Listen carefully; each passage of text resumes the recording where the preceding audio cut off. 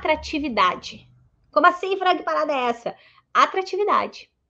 O que eu ouço com frequência quando os pacientes vêm de alguns outros profissionais? Né? Não é raro mesmo, vocês também já devem ter escutado.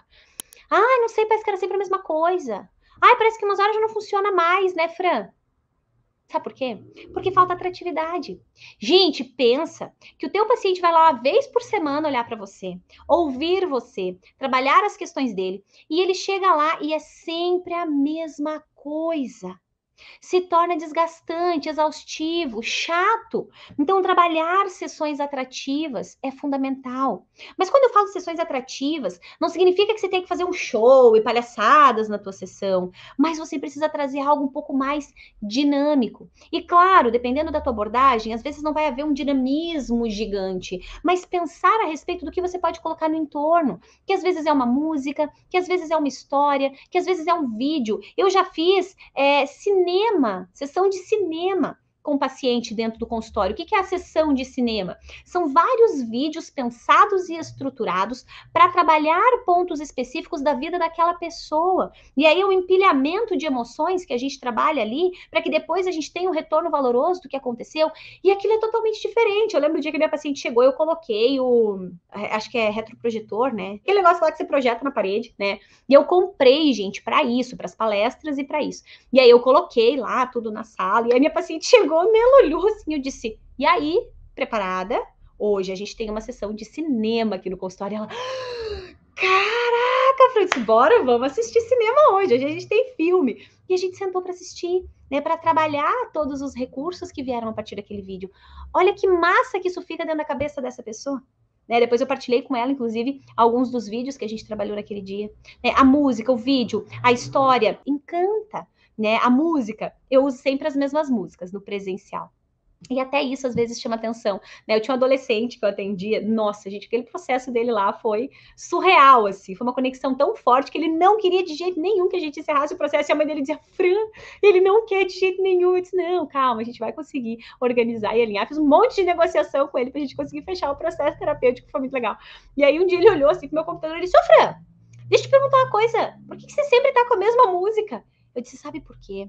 Porque eu queria saber quem seria o primeiro paciente da minha vida a reparar nisso. E parabéns, você foi premiado, e brinquei na hora lá, eu sempre tenho doce, balinha, né? E brinquei com ele. Mas que é a música, às vezes é a música que você utiliza, é como você utiliza, são as mudanças que você traz. Às vezes é a entonação da tua voz mudando dentro da sessão, às vezes é você contando a história. Eu tenho um paciente que ele sempre falou dessa coisa do encantamento. Ele disse, eu amo ouvir você contando as histórias. É muito gostoso. Então, olha que massa. A história que conectou com esse paciente. Né? Ah, é a música que o outro reparou. Ah, é o cinema que aquela paciente lá ficou encantada. Né? Às vezes eu faço fechamento de processo terapêutico com a música, né? Com técnicas de relaxamento, com a história, com retrospectiva. Então, tu vê que não são coisas mega mirabolantes, mas são coisas que encantam. E às vezes, isso a gente trabalha muito dentro do VDP. As perguntas, gente. O jeito que a gente faz as perguntas faz toda a diferença e manda no processo terapêutico inteiro. Não é à toa que lá no VDP a gente trabalha uma parte inteira só de perguntas poderosas. A gente treina as perguntas, porque no geral na graduação a gente não treina muito isso. Eu, na minha época, nem treinava. A gente só sabia que tinha que perguntar, né? Mas a gente não sabia o que perguntar, como fazer isso. E dentro do VDP, eu treino com as meninas, a gente treina, a gente escreve, pergunta, a gente pergunta uma para outra, a gente faz toda essa dinâmica dentro das aulas, por quê? Para que a gente desenvolva essa habilidade. E tem pacientes que vêm e dizem exatamente isso, Fran, as perguntas fazem toda a diferença, as perguntas podem acelerar o resultado do teu paciente ou atrasar o resultado do teu paciente, então fundamental que a gente torne tudo isso mais atrativo, e às vezes a atratividade da tua sessão naquele dia vai ser aquela pergunta específica que você trouxe, que vai fazer toda a diferença. Eu lembro de um paciente meu que eu disse, tá, a gente tava falando sobre a alta e tal, e ele disse, Fran, mas eu não quero. Eu não quero alta. E eu mexo com ele e digo, me convença então, por que eu deveria não te dar alta? Sabe o que é, Fran? Porque as perguntas que você me faz aqui e que me geram toda a mudança e as reflexões, ninguém me faz lá fora.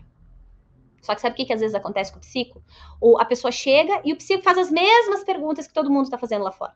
Sem nada, sem nenhuma nuancezinha diferente, entende? Então, é fundamental que a gente torne tudo isso um pouco mais atrativo, mais dinâmico, que a gente tire aquele morno que remete ao processo terapêutico. As pessoas às vezes vêm com aquela visão estereotipada, né? Ai, vou sentar, vou ficar quieto, o profissional vai ficar olhando para minha cara. E, gente, isso é real? As pessoas realmente pensam isso, tá? Porque os meus pacientes saem dizendo: Meu, Fran, eu não acredito, você fala, que coisa boa, você fala. Como assim, gente? Claro, o psico fala, né? Você fala, olha isso. Então, o que a pessoa imaginou? Imaginou que ia vir e eu ia ficar muda, olhando para a cara dela, receber meu dinheiro e tchau. Você entende? Então, explicar toda essa dinâmica para ela entender o começo, o meio e o fim, trabalhar e desenvolver o jogo de cintura dentro dos processos terapêuticos. Às vezes, o improviso, eu passo um monte de tarefa para as meninas lá dentro do VDP, quando a gente trabalha a parte de atendimento no ciclo psico extraordinário, que são tarefas que eu inventei nas minhas sessões, né? Cara, é um jogo de cintura. Às vezes a pessoa te trouxe um conteúdo que você, na hora, cara, tu inventou uma tarefa para aquilo ali, uma ação, se você trabalha com isso, né? Você inventou uma ação. E aí eu partilho lá com as meninas um monte de tarefa. Tem uma que é meu xodozinho, mas essa eu só conto lá dentro do VDP, né? E aí eu conto pra elas e, cara, é muito legal. Por quê? Porque a própria fala do teu paciente já te dá ideias para você deixar aquilo mais atrativo, mais dinâmico, mais gostoso. Então, trabalhar essa parte da atratividade é fundamental. Atividades diferenciadas até com ele mesmo. Lembro que com as minhas crianças, que das crianças eu atendia só presencial. Gente, a gente já fez slime dentro do consultório. Aquele dia, o meu consultório o dia inteiro ficou com um cheirinho delicioso de amaciante, que aí a paciente veio e a gente fez aquela confusão. Às vezes a gente improvisava as atividades ali, porque uma delas tinha medo escuro e tal, e a gente ficava ali no escuro, tocando os objetos do consultório, brincando com isso, deixando isso um pouco mais aproximado, mais pertinho dela, para entender que era seguro sim fazer, né? Então são coisas que às vezes tu não precisa da ferramenta caríssima, do negócio, meu Deus do céu, mirabolante. Não. Às vezes é você entender realmente o que se encaixa na realidade do teu paciente, o que ele vai poder utilizar para isso. Pronto, acabou. Você já tornou tua sessão atrativa, né? Às vezes é o abraço que você dá, às vezes é a forma de você receber, né? Eu lembro de uma paciente que ela vinha e ela sempre me abraçava, bem apertada, assim, né? E ela diz, meu Deus, Fran, eu fico com saudade de vir aqui e de sentir o teu abraço. Olha que delícia, né? É o carinho, é a proximidade, é sentir que existe alguém ali que verdadeiramente se importa com você. Isso também é processo terapêutico.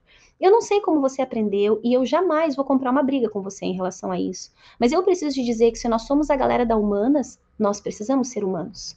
E em muitos momentos da nossa graduação não é isso que a gente aprende.